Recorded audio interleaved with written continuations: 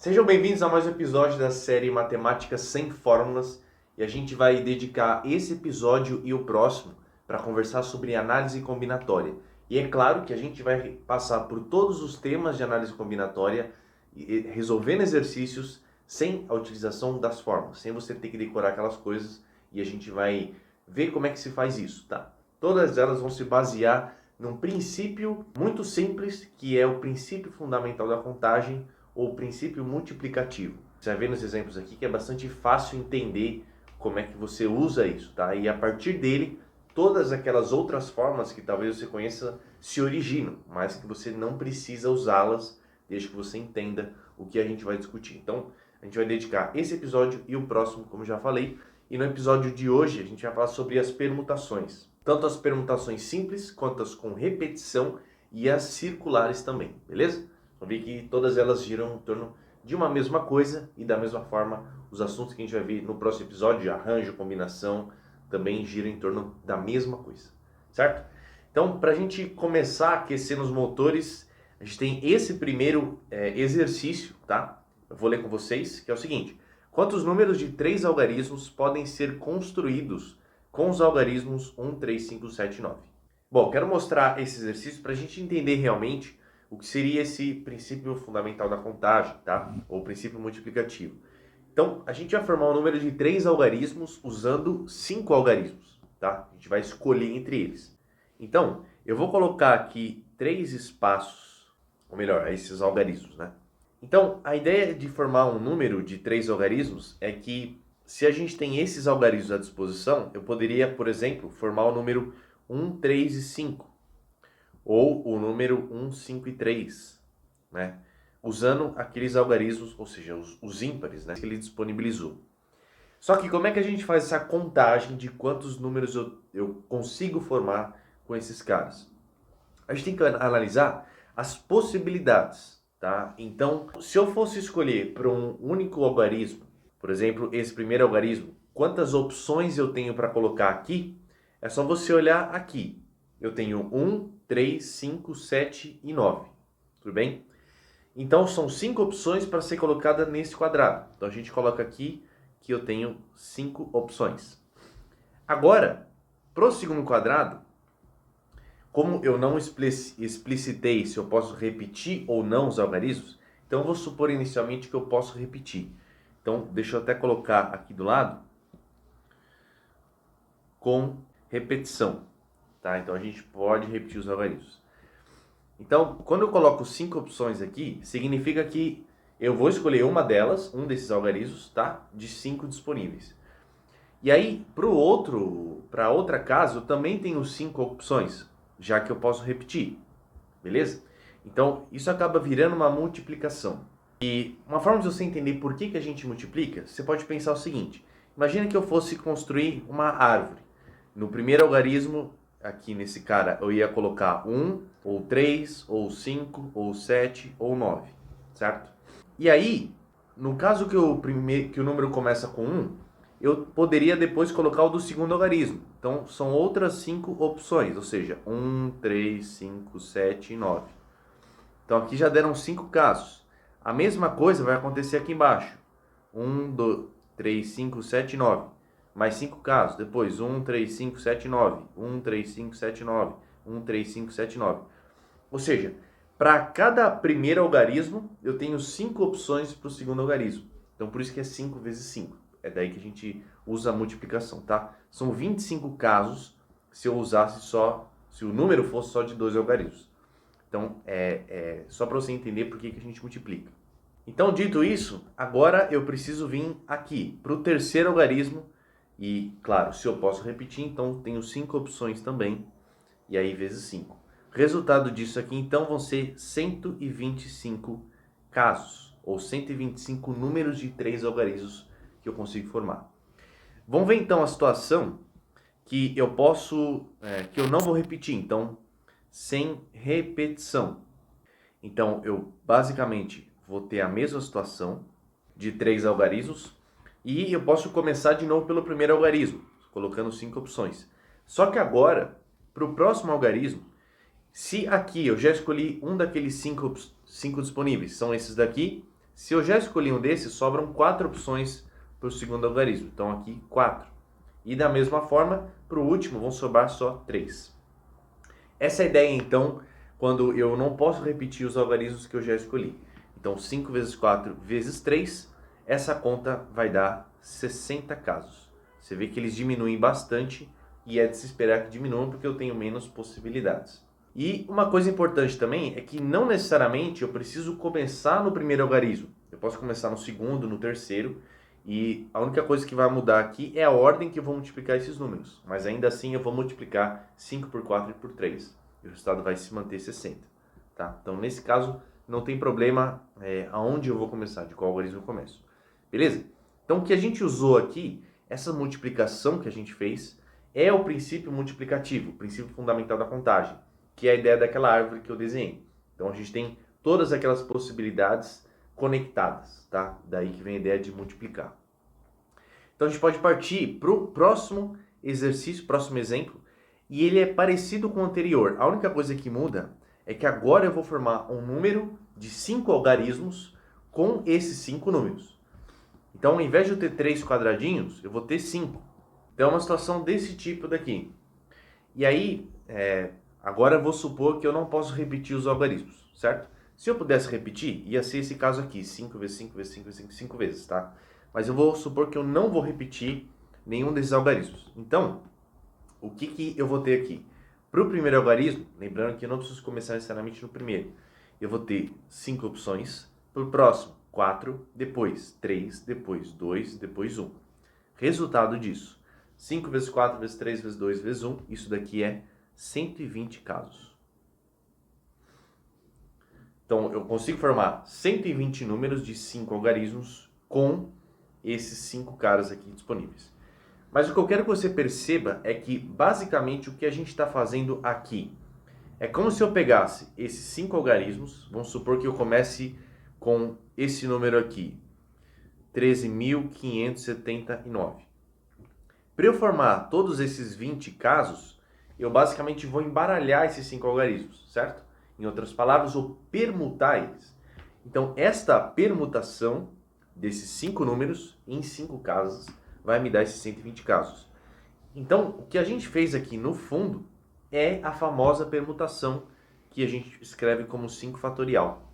Então, uma permutação de 5 elementos. Estou embaralhando eles. Beleza? Então, essa é a ideia mais básica do que é uma permutação. Eu embaralho as coisas. E é óbvio, ela está fundamentada no princípio multiplicativo. Claro que eu nem vou falar que isso daqui é uma forma. Eu sei que vocês costumam aprender que uma permutação de n elementos é n fatorial, mas isso aqui é tão simples que eu nem vou considerar que isso é uma forma, tá? Eu acho que isso aqui é intuitivo para você. Só que o ponto é, a partir dessa ideia, eu consigo resolver um exercício desse tipo aqui, que eu coloquei como 2.1, que seria: quantos anagramas da palavra cubos existem? O que são anagramas? É a mesma ideia do exercício anterior. Eu vou pegar essas letras e vou embaralhar elas. Então eu poderia formar palavras do tipo UCBOS, tá? É um anagrama da palavra cubos. Enfim, qualquer ordem que eu coloque diferente dessa original é um anagrama. Então, como é que a gente faz isso? Eu posso, mais uma vez, pensar que tenho 5 espaços para colocar uma letra, igual a gente fez nesse exercício. E em cada espaço desse eu vou colocar uma das 5 letras, sem repetir, claro. Então, nesse caso vai ser 5, mesma coisa, 4, 3, 2, 1. Resposta: 120 anagramas. Certo? Usamos basicamente a mesma ideia do exercício anterior, só que a gente no anterior trabalhou com números e agora a gente trabalha com letras. Então, fazer anagramas de uma palavra é fazer essa permutação, embaralhar as coisas, que está fundamentado no princípio multiplicativo, ok? Próximo exercício também é sobre anagramas, só que agora a gente está numa palavra que tem 2 letras repetidas. Vamos ver qual que seria o impacto disso, tá? O que eu posso fazer primeiro para você entender? Se eu fosse fazer os anagramas de 4 letras e elas não se repetissem, o total de anagramas seria isso daqui: 4 vezes 3 vezes 2 vezes 1, certo? Essa seria a resposta, que é 24. Porém, o fato de eu ter duas letras iguais faz com que alguns anagramas sejam a mesma coisa. Por exemplo, se eu escrever a palavra sala e sala, vamos considerar que eu tenho um A que eu vou falar que é verde e um outro A que eu vou falar que é azul. Veja que o que acontece nessas duas situações, a única coisa que mudou é o lugar do A. O A verde e o A azul trocaram de lugar. Só que é a mesma palavra. Quando a gente vai ler as letras não têm cor, né? Se é a mesma letra, a gente considera que é a mesma coisa. Então, esses dois anagramas, eles são a mesma coisa, a mesma palavra. Então, quando eu faço esses 24, eu tenho que desconsiderar as situações em que os As trocam de lugar. E como é que a gente faz isso? Veja, se eu tenho aqui duas situações e todas as vezes que a gente tiver um anagrama, por exemplo, se eu colocar aqui um anagrama desse tipo, eu sempre vou ter as duas situações, ou seja, um A verde e um A azul trocando de lugar, e eu quero considerar esses dois como uma coisa só, né? Então, basicamente, de todos esses anagramas que são 24, a gente quer só metade deles. Por que metade? Porque de quantas formas eu consigo trocar os dois As de lugar? Se você parar para pensar, se você tem a palavra, esse anagrama aqui, e vamos supor que nesses dois blocos vai colocar um determinado A, ou é verde ou é azul. De quantas maneiras se consegue fazer isso? Bom, 2 e 1. 2 vezes 1 são dois casos possíveis, certo? Isso aqui também seria o 2 fatorial, né? Então, para cada estrutura, tipo essa, eu tenho duas possibilidades para trocar o A, os dois As, né? E eu quero considerar isso como uma coisa só. Então, como eu falei para vocês, o nosso objetivo é pegar só metade desses 24 anagramas. Então, a resposta correta aqui é pegar isso, dividir por 2.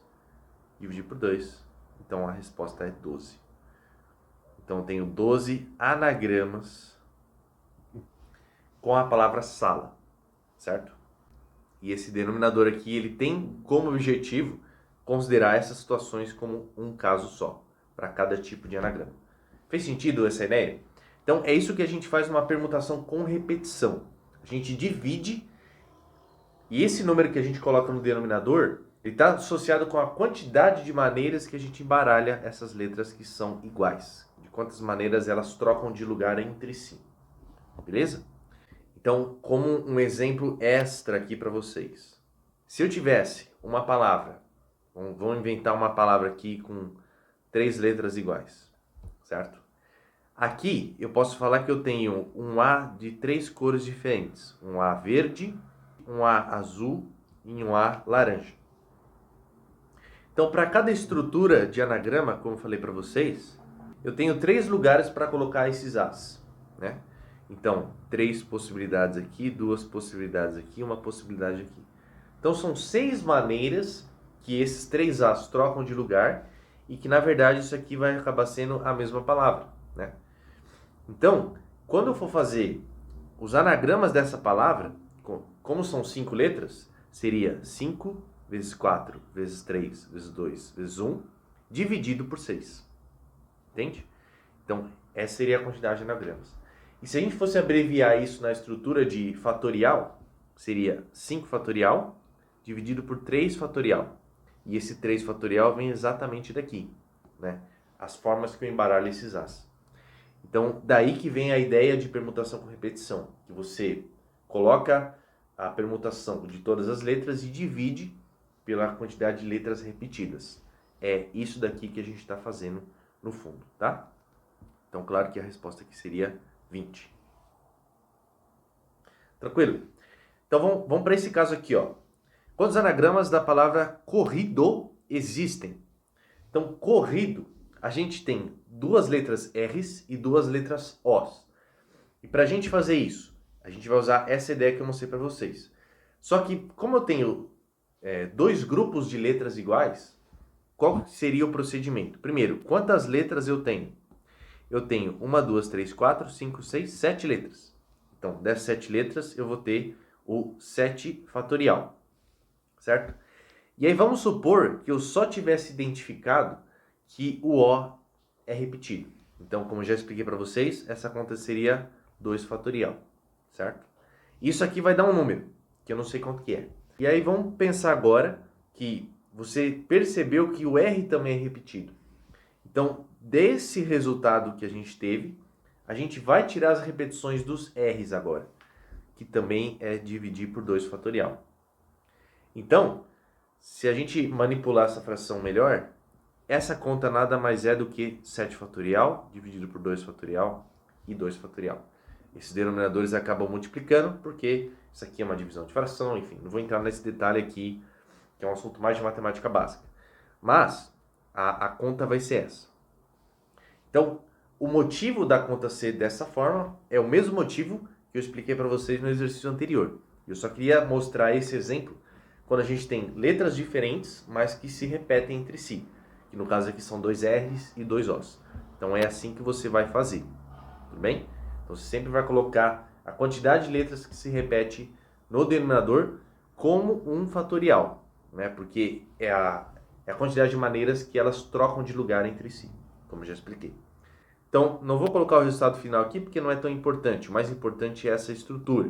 Você vê que não tem uma forma necessariamente. O que tem é a ideia. Se você entendeu por que a gente tem que colocar um denominador quando a gente faz a permutação com repetição, então você entendeu também o motivo dessa conta ser dessa forma. Beleza? Vamos ver o próximo exemplo. De quantos modos distintos pode-se dispor 4 pessoas em uma mesa quadrada?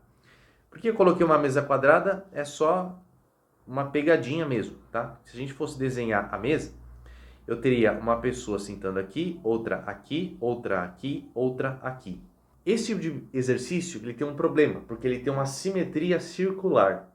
Ou seja, vamos supor que você coloque a pessoa A, B, C e D. Essa configuração vai ser exatamente a mesma se eu colocasse a pessoa A, B, C e D. Veja que são as mesmas pessoas na mesma ordem, só rotacionada. É a mesma configuração. Então, esse tipo de caso, a gente tem que considerar também como uma situação igual. E aí que a gente entra no assunto de permutação circular. Sempre que você tiver uma configuração que tem essa simetria circular, você tem que tomar cuidado com isso. Qual que é a maneira que a gente consegue driblar esse problema e, de fato, conseguir calcular todas essas maneiras distintas, né? Sem ter esse problema da permutação circular? O truque é você escolher uma pessoa e fixar ela num lugar. Então, eu vou pegar esse A e vou deixar ele quietinho aqui. Vou deixar ele fixado. Então, o A sempre vai sentar ali. Você fala, ué, mas o A não poderia sentar aqui? Veja, o lugar em si, na permutação circular, ele não faz diferença. A configuração ela é considerada diferente quando as pessoas que estão em volta dela, no caso da pessoa A, são pessoas diferentes. Então, aonde o A vai sentar não importa, porque é uma permutação circular. Então, se o A sentar aqui e sentar aqui, é a mesma coisa, eu só rotacionei, entende? Claro, se todo o resto ficar igual. Então, por isso que a gente fixa uma pessoa num lugar específico e aí a gente vai permutar as outras 3 pessoas. Então, veja, aqui eu poderia ter 3 opções para essa cadeira, porque tem a pessoa B, C e D. Aqui, como uma já sentou, tenho 2 opções e aqui na outra, uma opção. E é claro, pelo princípio multiplicativo, a resposta seria 3 vezes 2 vezes 1, que é 3 fatorial. Então a resposta, claro, são 6 casos, né?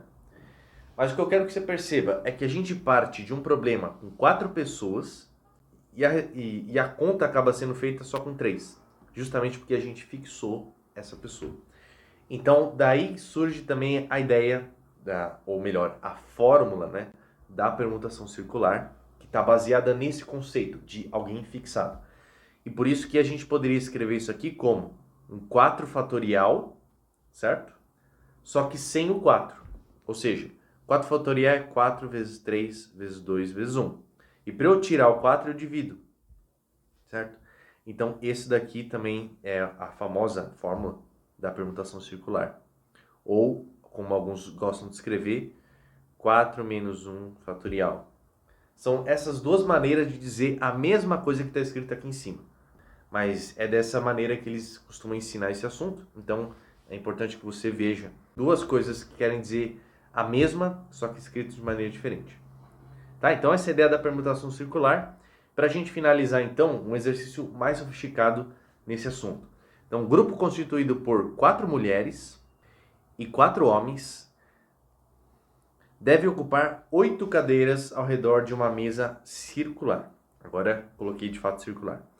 O grupo deve ser acomodado de modo que cada homem sente entre 2 mulheres. Então, entre 2 mulheres é uma informação importante. Quantas são as acomodações possíveis? Então, basicamente aqui, você tem 4 homens e 4 mulheres e um homem deve sentar entre 2 mulheres, o que ele quer dizer é que devem ser intercalados. Então, homem, mulher, homem, mulher, homem, mulher. Tudo bem? Então, qual seria a maneira errada de se fazer esse exercício? A gente tem aqui a mesa circular.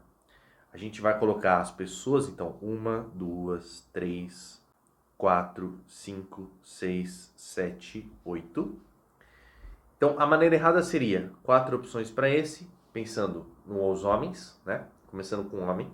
Então, 4 opções para esse homem, 4 opções para essa mulher, 3 opções para esse homem, 3 opções para essa mulher, 2 opções para esse homem, 2 para essa mulher, 1 para esse homem, 1 para essa mulher.